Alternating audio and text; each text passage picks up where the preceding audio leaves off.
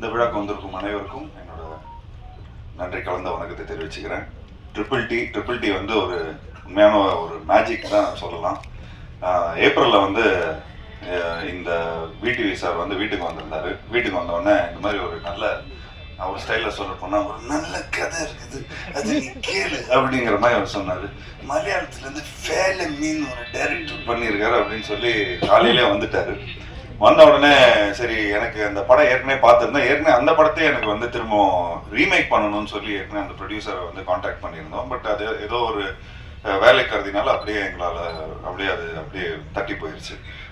அதுக்கப்புறம் திரும்ப டைரக்டர் லைனில் வந்தார். அதுக்கப்புறம் அந்த படத்தோட மியூசிக் டைரக்டர் விஷ்ணு விஜய் அவரையும் நான் காண்டாக்ட் பண்ணேன். ஏன்னா அந்த படத்தோட அந்த படத்தில் வந்த மியூசிக்கு, பேக்ரவுண்ட் ஸ்கோர் எல்லாமே அவ்வளோ நல்லா இருந்தது. நீங்கள் தமிழ் படத்துக்கு பண்ணணும் அப்படின்னு சொல்லி மெசேஜ்லாம் அனுப்பிச்சிருந்தேன். பட் ரெஸ்பான்ஸே வரல. பட் திரும்ப அதுக்கப்புறம் விடிவி மூலமாக தான் இந்த ப்ராஜெக்ட் வந்து அமைஞ்சது. அமைஞ்ச உடனே அன்னைக்கு காலையில் வந்தார். அப்படியே ஆஃப்டர்நூனே வந்து சரி எல்லாரும் சேர்ந்து ஒரு விருந்து மாதிரி வச்சிடலாம். அப்படியே விருந்து சாப்பிட்ட உடனே அவர் சும்மா ஒரு லைன் மாதிரி தான் சொன்னார். இந்த மாதிரி ஒரு 2 வீட்டுக்குள்ளே ஒரு 2 நெய்பர்ஸ்குள்ளே ஒரு பிரச்சனை இருக்கும். ஒரு நடுவனாக இருந்து நீங்கள் எப்படி அதை வந்து சால்வ் பண்ணுறீங்க அப்படிங்கிற மாதிரி தான் இருந்தது. ஒரு சிம்பிளாக ஆரம்பித்தோம். அண்ட் எனக்கு உண்மையிலேயே ரொம்ப அந்த லைன் ரொம்ப பிடிச்சிருந்தது. உடனே பையில் கொஞ்சம் காசு வச்சுருந்தேன். அப்படியே உடனே அட்வான்ஸ் கொடுத்தேன்.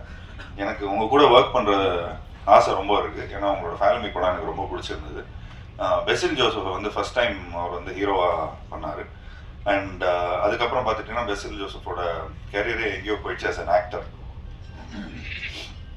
ஸோ எனக்கு இந்த டைரக்டரோட இந்த டீமோடய எனக்கு ஒர்க் பண்ணணும்னு ரொம்ப ஆசையாக இருந்தது.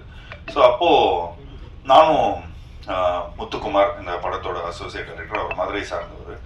ஸோ நான், முத்துக்குமார் அண்ட் வினிதா குமாரி, இவங்க 3 பேரும் நாங்களும் விடிவி அண்ட் நிதேஷ் கொடைக்கானலில் இந்த படத்தை வந்து பண்ணிடலாம். ஸோ இது வந்து 2 நெய்பர்ஸ்குள்ளே நடக்கிற ஒரு மேட்ரு. அப்படி இப்படின்னு நாங்கள் பேசிகிட்டே இருக்கிறோம்.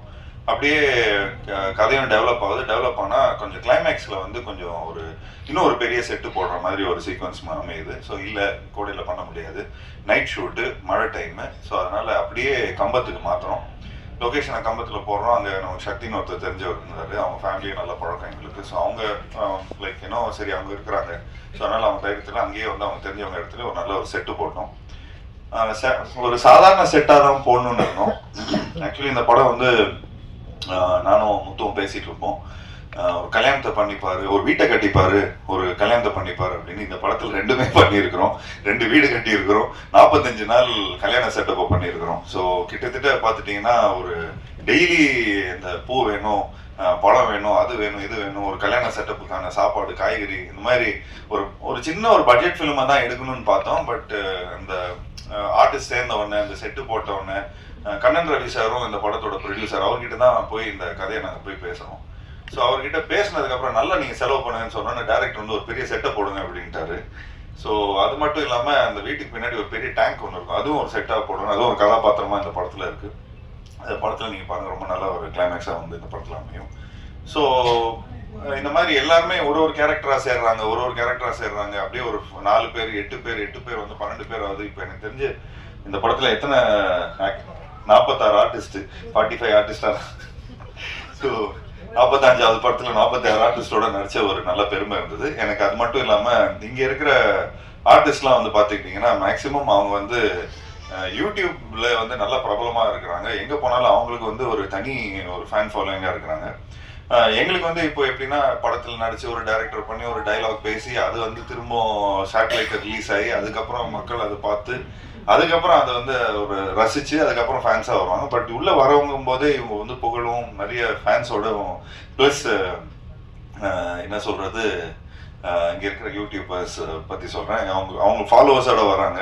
ஸோ அவங்களோட வந்து கான்ட்ரிபியூஷன் பார்த்துட்டிங்கன்னா அவ்வளோ பியூட்டிஃபுல்லாக வந்து படத்தில் அமையுது. அண்ட் டைரக்டர் அதுக்கேற்ற மாதிரி ரொம்ப நல்லா பியூட்டிஃபுல்லாக கதை எழுதியிருந்தார். ஸோ எல்லாம் ஒரு நல்ல யங் எனர்ஜி அண்ட் எல்லாரும் ஹாப்பியாக இருந்தாங்க செட்டில்.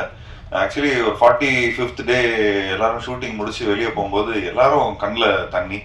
அங்கே இருக்கிற ஊர் மக்கள் எல்லாரும் அவங்களும் வந்து இந்த படத்தில் நிறைய ஆர்டிஸ்டாக நடிச்சிருந்தாங்க, ஜூனியர் ஆர்டிஸ்டாக நடிச்சிருந்தாங்க.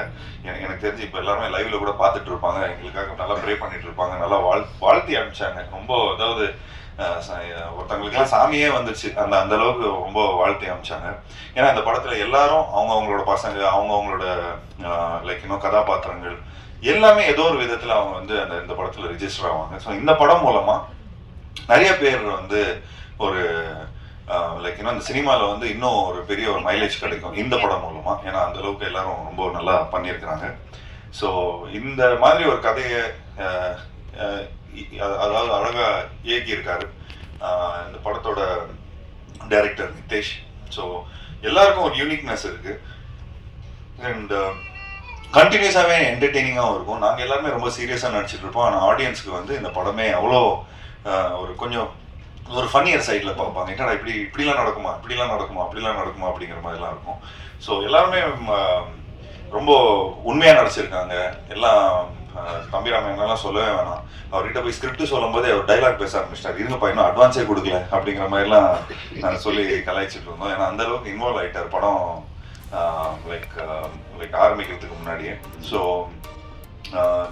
இளவரசு சாரும் ரொம்ப சூப்பராக நடிச்சிருக்காரு.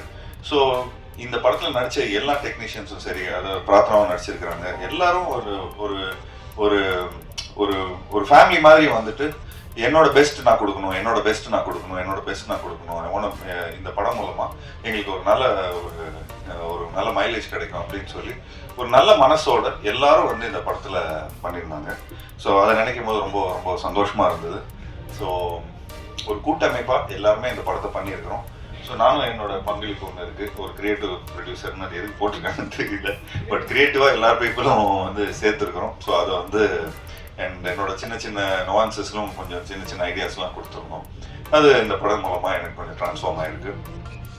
மற்றபடி இந்த படத்தில் ஒர்க் பண்ண டெக்னீஷியன்ஸ், பப்ளு ஆகட்டும், இந்த படத்தோட சினிமாட்டோகிராஃபர், அவர் பண்ண எனக்கு தெரிஞ்ச ஒரு 7-8 படம் பண்ணியிருக்காரு. எல்லா படமும் ஹிட்டு தான். அண்ட் இந்த படத்தோட மியூசிக் டைரக்டர் அவர் ஆழப்புல ஜிம்கானா, பிரேமலு, இந்த மாதிரி இந்த இங்கே இருக்கிற யூத்துக்கெலாம் ஜென்சிஸ்க்கெலாம் ரொம்ப பிடிச்ச ஒரு மியூசிக் டைரக்டராக இருக்கார். அண்ட் அவரோட பேக்ரவுண்ட் ஸ்கோர், அவரோட பாடல்கள் இந்த படத்தில் ரொம்ப ஒரு முக்கியமான ஒரு கதாபாத்திரமாக ப்ளே பண்ணியிருக்கு. அண்ட் இந்த படத்தோட எடிட்டர் அர்ஜுன் அண்ட் இந்த படத்தோட ஆர்ட் டைரக்டர் எல்லாருமே ஒரு பியூட்டிஃபுல்லாக பண்ணியிருக்கிறாங்க. ஸோ ஒரு நல்ல ஒரு புதுமையான ஒரு முயற்சி, ஒரு புது ட்ரீட்மெண்ட், ஒரு புது நெரேட்டிவ். இந்த நெரேட்டிவ் வந்து தமிழ் மக்கள் ரொம்ப பிடிக்கும் நான் நம்புகிறேன். தமிழ் மக்கள் மட்டும் இல்லை, அதாவது நம்ம பக்கத்து ஸ்டேட்டு, இந்த ஆல் ஓவர் இந்தியாவுக்கும் பிடிக்கும்னு நினைக்கிறேன். ஸோ ஒரு சின்சியரான எஃபர்ட் கொடுத்துருக்குறோம் எல்லாருமே. ஸோ இந்த சின்சியரான எஃபர்ட்டுக்கு வந்து நீங்கள் எல்லாருமே சப்போர்ட் பண்ணணும். அண்ட் ஆப்வியஸ்லி நாங்கள் Jan 30th வரதா இருந்தது, பட் ஏதோ ஒரு விதத்தில் எங்களுக்கு வந்து Jan 15th ஒரு டேட் அமைஞ்சிருக்கு. ஸோ தேட்டருக்காரங்க எல்லாமே இந்த மாதிரி படங்கள் ஒரு படம் வந்து ஒரு வாய்டு இருக்கிறதுனால எங்களுக்கு அந்த ஒரு தேட்டர் ஒரு சின்ன ஒரு திடீர்னு இப்போ நிறைய தேட்டருக்காரங்களாம் ஃபோன் பண்ணுறாங்க அப்படின்னு சொல்லிட்டு இருக்காரு. ஸோ அதை நினைக்கும் போது சந்தோஷமாக இருக்குது. அதே மாதிரி வருத்தம் இருக்குது. அடுத்து இந்த மாதிரி ஜனநாயகன் படம் வந்து ரிலீஸ் ஆகலைன்னு. ஸோ பட் நாங்கள் எல்லாருமே வெயிட் பண்ணிட்டு இருக்கோம் அதுக்கு.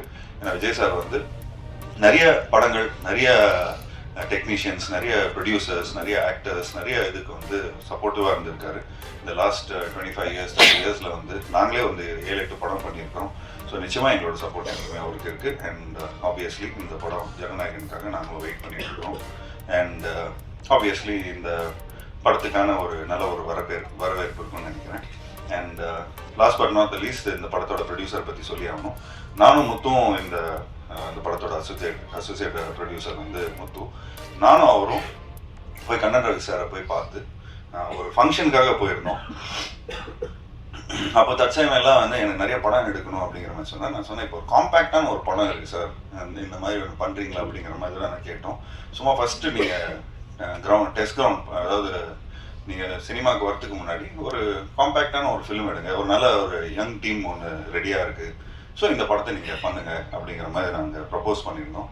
அவர் அவ்வளோ சப்போர்ட்டிவாக, நல்லா நீங்கள் எவ்வளோ நாள் நல்லா செலவு பண்ணுங்கள், நல்லா பப்ளிசிட்டி பண்ணுங்கள், என்னோட லைக் இன்னும் நிறைய ஒரு 10 படம் எடுக்கலான்னு இருக்கிறேன். ஸோ இப்போது சொல்லிக்கிட்டே இருந்தார், அதுக்குள்ளே ஒரு 10-12 படம் அனௌன்ஸ் பண்ணிட்டாரு. நிறைய படங்கள் அவர் பண்ணிட்டு இருக்காரு. ஸோ அவருக்கும் சரி, அவரோட சன் தீபக் ரவி அவர்களுக்கும் சரி, ஒவ்வொரு வாட்டியும் நான் துபாய் போனீங்கன்னா, நீங்களும் துபாய்லாம் போனீங்கன்னா அவ்வளோ பயங்கரமாக அவர் ஹாஸ்பிட்டாலிட்டி கொடுப்பாரு. நிறைய பேர் அனுபவிச்சிருப்பாங்க அந்த ஹாஸ்பிட்டாலிட்டியை.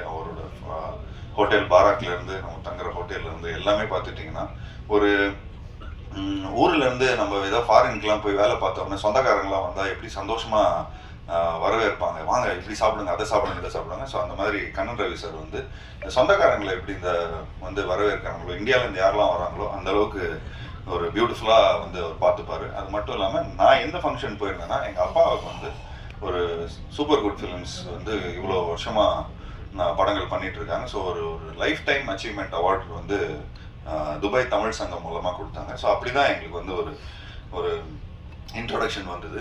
ஸோ அந்த தமிழ் சங்கத்தில் அவர் ஒரு மெயின் ஸ்பான்சராக இருந்தார்.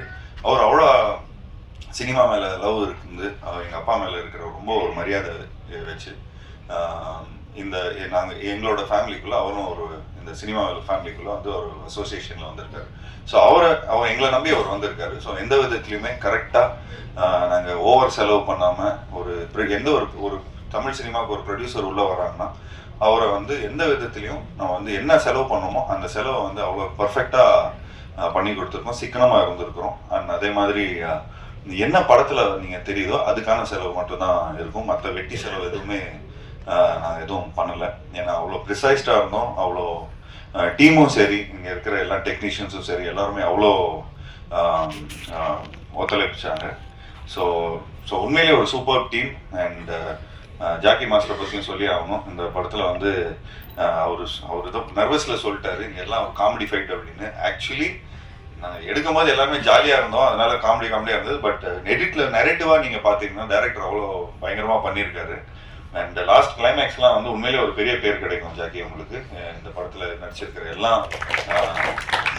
ஏன்னா அவ்வளோ உழைப்பு. நீங்கள் வீடியோஸ்லாம் இன்னும் கொஞ்ச நாள் பிடிஎஸ்லாம் வெளியே வரும் அந்த படம் ரிலீஸ் ஆனதுக்கப்புறம். ஸோ அவரோட உழைப்புலாம் உங்களுக்கு நல்லாவே தெரியும். அண்ட் எல்லா ஆர்டிஸ்ட்டும் நடிச்சிருக்கிறாங்க. அங்கே இன்னும் 2 ஆர்டிஸ்ட் இருக்காங்க பாருங்க, அவங்களே கொஞ்சம் வாங்க தெளிவா, வாங்க மேலே வாங்க தெளிவா, நீங்களும் மேலே வாங்க. சேர் போடுங்கப்பா, அப்படியே உட்காந்து சேர் எடுத்துங்க அப்படியே. ஸோ எல்லாருமே உண்மையாக உழைச்சிருக்காங்க இந்த படத்தில். எல்லாருக்கும் சந்தோஷமாக மனசார வந்து எல்லாரும் வாழ்த்தி இந்த படத்தை பண்ணியிருக்கிறாங்க. ஸோ எப்படி இருந்தாலும் நமக்கு வந்து ஒரு ஹாப்பினஸ் என்றைக்குமே இருக்கும். ஒரு படத்தை முடிச்சு நான் வந்து என்னதான் நம்ம சம்பளத்துக்கு வேலை செஞ்சாலும் சரி ஓகேப்பா ஏதோ சம்பளம் வாங்கணும் போகணும் அப்படிங்கிற மாதிரி இல்லாமல் எல்லாருமே உண்மையாக ஹாப்பியாக எல்லாருக்கும் பிடிச்ச மாதிரி எல்லாரும் இந்த படத்தில் ஒர்க் பண்ணியிருக்காங்க. ஸோ அவங்களோட ப்ரேயர்ஸ், அவங்களோட உழைப்பு, அவங்களோட எனர்ஜி எல்லாமே இந்த படத்தில் இருக்குது. ஸோ நிச்சயமாக இந்த படம் வந்து நாங்கள் கொஞ்சம் ஒரு அண்டர்பிளேடாக தான் வரணும்னு பார்த்தோம். பட் ஒரு நல்ல பொங்கல் ரிலீஸில் வந்திருக்கு. ஸோ அந்த பொங்கல் ரிலீஸ் வந்து மக்கள் உண்மையிலேயே அவங்களுக்கு வந்து ஒரு நல்ல ஒரு ஃபேமிலி ஃபிலிமாக இருக்கும், எல்லாருக்கும் பிடிச்ச மாதிரி ஒரு படமாக இருக்கும். எல்லா ஒரு ஃபெஸ்டிவல் ஃபிலிமுக்கான எல்லா எசன்ஸும் இந்த படத்தில் இருக்குது. சிரிப்பும் இருக்குது, ஒரு நல்ல சாங்ஸ் இருக்குது, நல்ல என்டர்டெயின்மெண்ட் இருக்குது, நல்ல காமெடி இருக்குது, எல்லாரும் நல்லா நடிச்சிருக்கிறாங்க. அண்ட் எடிட் நல்லா பண்ணியிருக்கிறோம், மியூசிக் நல்லா வந்திருக்கு. ஸோ ஒரு ஃபுல்ஃபில்டாக ஒரு நல்ல படமாக அமைஞ்சிருக்கு. ஸோ இந்த படத்தில் ஒர்க் பண்ண டெக்னீஷியன்ஸ், ஆக்டர்ஸ் அண்ட் மற்றபடி இந்த படத்தோட டைரக்டர், இந்த படத்தோட சினிமாட்டோகிராஃபர், அந்த டைரக்டரோட assistants and associate director Libin. Thanks Libin, thank you so much for all the support. Libin actually Vijay வரணும், விஜய் வரலையா, ஷூட்டில் இருக்காங்க எல்லாரும். இப்போது எங்கள் படம் வந்ததுக்கப்புறம் எல்லாருமே பயங்கர பிஸி ஆகிட்டாங்க. ஸோ லிபின் வந்து அவரும் வந்து வளர்ந்து வரும் நெக்ஸ்ட்டு ஒரு டைரக்டர் தான்.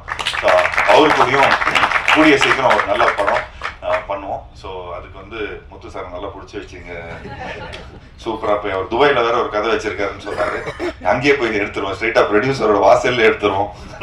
So thanks Libin, thank you so much for the support. இவரும் ஒன் ஆஃப் த ஒரு பேக் போனாக இருந்து இந்த படத்துக்கு வந்து எல்லாரையும் சமாளிச்சிருக்காரு. அண்ட் நல்ல வால்பாறை நேட்டிவ். ஸோ தமிழ் சினிமா மேலே இருக்கிற அன்பில் இங்கே ஃபுல்லாக வந்திருக்காரு. Thanks Libin, thank you so much. Thanks allot.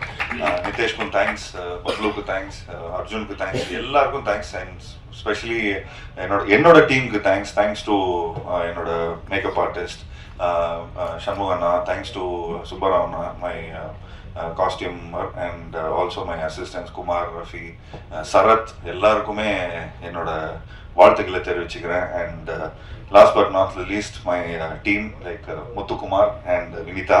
So thank you guys, thanks for all taking all the tantrums. நான் வந்து கொஞ்சம் கணக்கெலாம் கொஞ்சம் நிறைய பார்த்தோம். ஸோ அதில் கணக்கெலாம் பார்க்கும்போது கொஞ்சம் நிறைய டென்ஷன் ஆவேன், நிறைய இதெல்லாம் பண்ணுவேன். பட் அது முத்து அவ்வளோ பியூட்டிஃபுல்லாக ஹேண்டில் பண்ணியிருந்தாரு. டென்ஷன் ஆகாத அளவுக்கு நம்மளை வச்சுக்கிட்டாரு. ஏன்னா அந்தளவுக்கு எல்லாரையும் ஜிகர் இருந்தா வாங்கி கொடுக்கறதுலேருந்து, வம்சவள்ளி பிரியாணி வாங்கி கொடுக்கறதுலேருந்து, பீடா வாங்கி கொடுக்கறதுல எல்லாரையும் கவர்ந்துட்டாரு. ஸோ எல்லாரும் நல்லா உண்மையாக வாழ்த்திருக்காங்க இந்த படத்துக்கு. ஸோ இந்த படம் எனக்கு நிறைய வெற்றி படம் வந்திருக்கு. ஸோ அதில் அந்த வரிசையில் இந்த படமும் அமையும்னு நினைக்கிறேன்.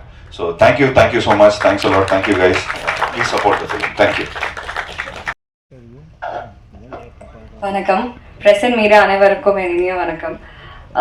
டிடிடி நிஜமாவே எனக்கு ஒரு ஸ்பெஷலான ஃபிலிம். 2025 சொன்னாவே எனக்கு ஃபுல்லாகவே டிடிடி மெமரிஸ் தான் அதிகம். ஒரு வெஸ்டர்ன் காட்ஸில் ஒரு அழகான இடத்துல நாங்கள் தங்கிட்டு இருந்தோம். நாங்கள் ஷூட் பண்ண இடத்துக்கு பின்னாடியே ரொம்ப அழகான மலை. 45 டேஸ்க்கு அப்புறம் முடிச்சுட்டு வர மனசே இல்லை.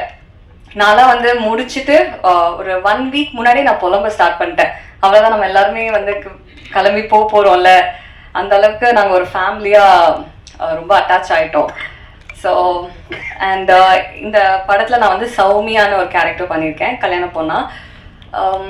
என்னோட கல்யாணத்தில் நடக்கிற ஒரு ரோலர் கோஸ்டர் எமோஷன் வந்து எல்லாரோட எமோஷன் இந்த படத்தில் என் கல்யாணம் அன்னைக்கு நடக்கிற ஒரு பிரச்சனை. அண்ட் இந்த ஸ்ட்ராங் கேரக்டர் கொடுத்த நிதிஷ் அவருக்கு ரொம்ப தேங்க்ஸ். அன்ஃபார்ச்சுனேட்லி அவர் வர முடியல, ஏன்னா ரொம்ப பிஸியான ஒரு இதில் மாட்டியிருக்காரு. அண்ட் இங்கே என்னோட டீம் எல்லாருக்குமே all the best and see you in the theaters. Thank you.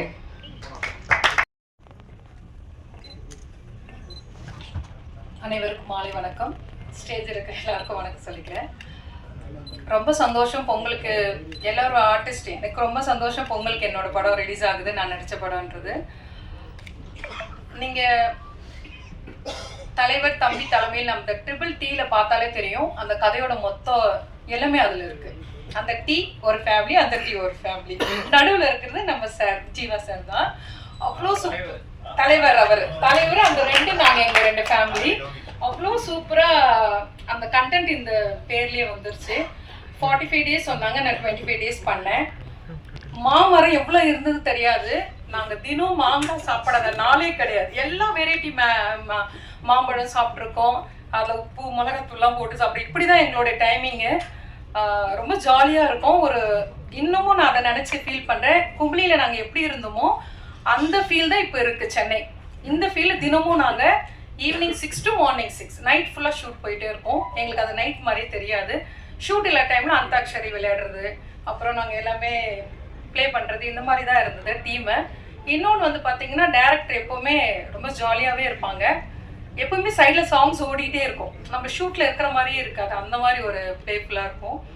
என்னோட நடித்த கோ ஆர்டிஸ்ட் எல்லாருமே சூப்பராக பண்ணாங்க. ஜீவா சார் பார்க்கும்போது எனக்கு எப்போவுமே ஒரு பாசிட்டிவ் எனர்ஜி இருந்துகிட்டே இருக்கும். அவரோட சிரிப்பில் அவரை நான் ரொம்ப ரசிச்சிருக்கேன். அவரோட மூவிஸ் பார்த்து எனக்கு ரொம்ப பிடிக்கும். அப்போது சாரை பார்க்கும்போது ஒரு விஷ் பண்ணும், அப்படியே போயிட்டே இருந்தது. ஒரு நாள் ஒரு ஷார்ட்டில் நின்றுட்டுருக்கோம், திடீர்னு மழை. என்ன பண்ணுறதுன்னு தெரியல. அப்போது கொஞ்ச நேரம் நின்னோம். அப்போ பார்த்தா திடீர்னு ஒரு வானவில் தான் பார்த்துருக்கோம். அன்றைக்கி 2 பார்த்தோம். எனக்கு பயங்கர சர்ப்ரைஸ், ரொம்ப சந்தோஷமாக இருந்தது. எனக்கு யூனிவர்ஸ் பற்றி ரொம்ப கனெக்ஷன் அதிகம். அப்போ நான் சார்கிட்ட சொன்னேன், சார் இந்த மாதிரி 2 வானவில் பார்க்க ரொம்ப அபூர்வம் தான், நம்ம ப்ரே பண்ணிக்கிட்டே நடப்போம். உடனே நான் சொன்னதை ஒரு சைல்டிஷாக ஒரு குழந்தைத்தனமாக உடனே ப்ரே பண்ண எனக்கு ரொம்ப சந்தோஷமாக இருந்தது. அப்போ தான் அவர் எவ்வளோ ஒரு பியூர் ஹார்ட் சோல் அப்படின்னு எனக்கு புரிஞ்சுது.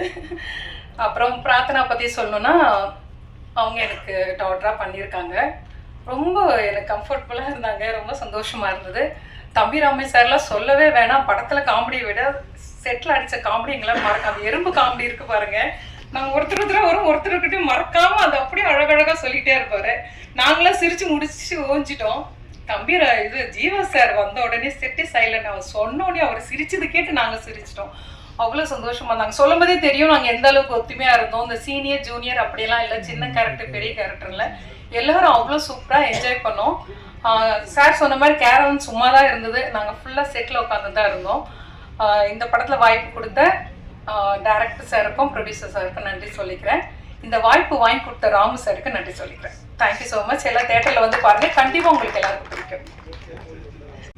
2026 முதல் சந்திப்பு. பத்திரிகை தொலைக்காட்சி இணையதள சகோதர சகோதரிகளுக்கு அன்பான வணக்கமும் அட்வான்ஸ் பொங்கல் வாழ்த்துக்களும். இந்த வருடத்தில் க்ளீன் யூஸ் சர்டிஃபிகேட்டோட ஒட்டுமொத்த திரைக்கு வந்து தேட்டருக்கு வந்து பார்ப்பதற்கு 100% தகுதி கொண்ட ஒரு படமாக ட்ரிபிள் டி வந்திருக்கு. அதில் எனக்கு ஒரு பங்கு இருக்கின்ற பொழுது ரொம்ப பெரும் மகிழ்ச்சியாக இருக்குது. நான் கடந்த 1-2 வருடங்களில் பெரிய அளவுக்கு படங்களில் பண்ணலை, ஒத்துக்கலை.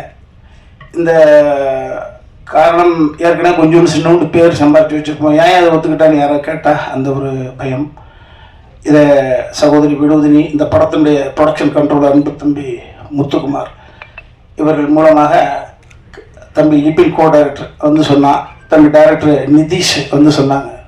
சொல்கிற ஒரு கதையை உள்வாங்கிற பொழுது அது மேலே ஏறி வரணுன்ற ஒரு உணர்வு ஏற்படும். அந்த மாதிரி இந்த கதை ஃபஸ்ட்டு டே இப்போ தான் ஆஃபீஸில் இந்த கதையை கேட்ட உணர்வு இருந்தது. பார்த்தீங்கன்னா உயிர் கொண்ட கதை தனக்கு தேவையானவர்களை தானே தேடிக்கொண்டும் என்பதை போல இந்த படம் ரிலீஸ் வந்து சரியாக பொங்கலுக்கு ஒட்டுமொத்த குடும்பம் வந்து பார்ப்பதற்கு தகுதியான படம் 15ஆம் தேதி. ஸோ தேதி அப்படி தான் அமைஞ்சிருக்கு.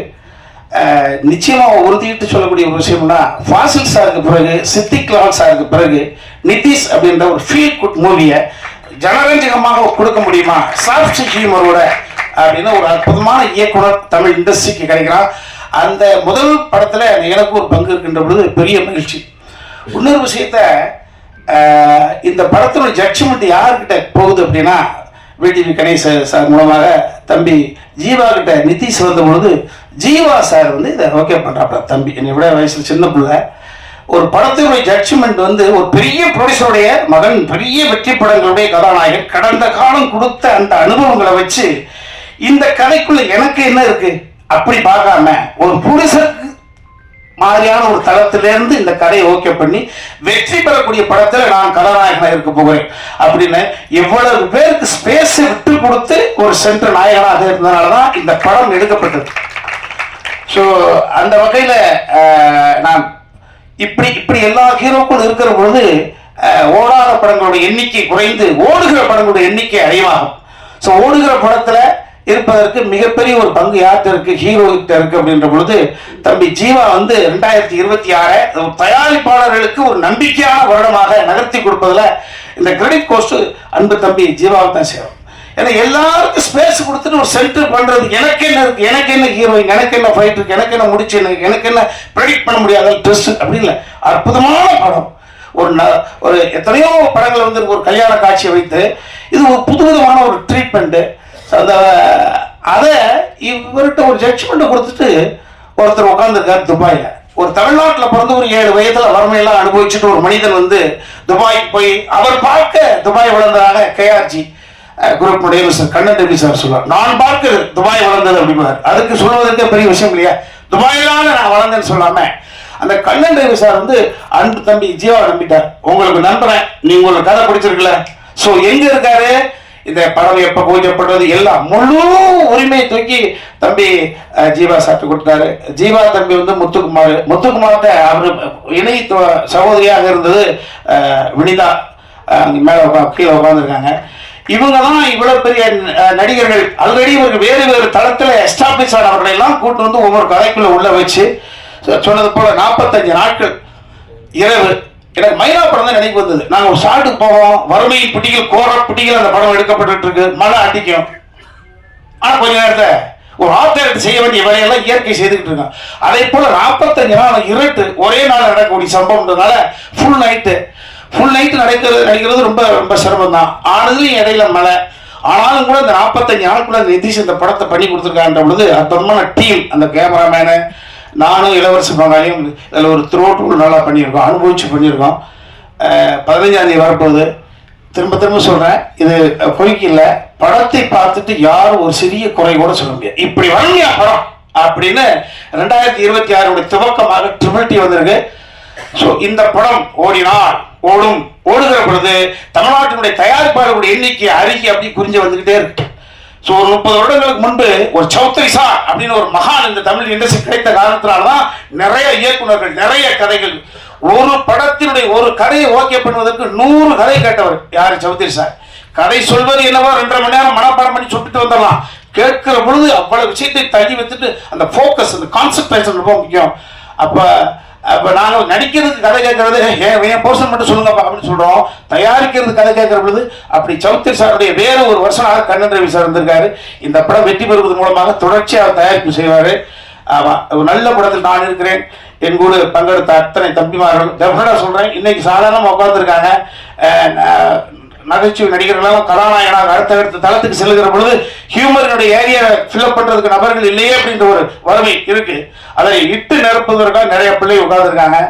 ஸோ ஒரு ஆண்கள் வந்து இரவு நேரத்தில் வந்து போராடலாம். இதில் பாருங்க, எனது மனைவியாக நடிச்சவங்க இங்கே கோயம்புத்தூர்ல இருக்காங்க. இளவரசி சாருடைய மனைவியா நைட் நேரத்தில் மாங்காய் சாப்பிட்டு ஒர்க் பண்ணியிருக்காங்கன்னு பாருங்க. மகளும் மருமகளும் மாங்காய் சாப்பிடலாம், அம்மா கேரக்டர் மாங்காய் சாப்பிட்டு பார்த்துருக்காங்க. ஸோ ரொம்ப மகிழ்ச்சி, ரொம்ப பாசிட்டிவாக இருக்குது. இந்த படத்தை நானும் தேட்டரில் பார்ப்பதற்கு ரொம்ப ஆவலோடு இருக்கிறேன். உங்கள் அனைவருக்கும் மறுபடியும் பொங்கல் வாழ்த்து சொல்லிக்கிறேன். லட்சுமி மேனுடைய சாயலில் இருக்கக்கூடிய தொகுப்பாளனி சிரிச்ச முகத்தோட தொகுத்து வழங்கியிருக்காங்க. மகிழ்ச்சி.